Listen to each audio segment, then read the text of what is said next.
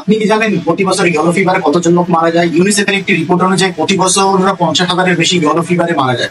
1978 সালে ইউএসএ 1,20,000-এর বেশি মানুষ ইয়েলো ফিভারে আক্রান্ত হয় এবং সেখান থেকে প্রায় 13 থেকে 20,000 মানুষ মারা যায়।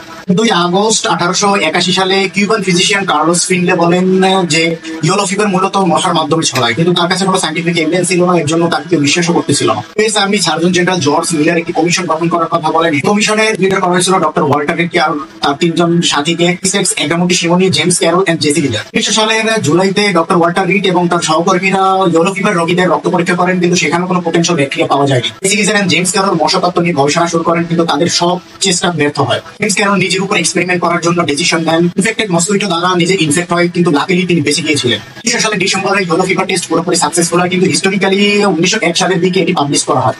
আফটার হাফ সেঞ্চুরি 1951 সালে ম্যাক্স টিলার, আমেরিকান মাইক্রোবায়োলজিস্ট, যিনি নোবেল পুরস্কার পান ইয়েলো ফিভারের ভ্যাকসিন আবিষ্কার করার জন্য।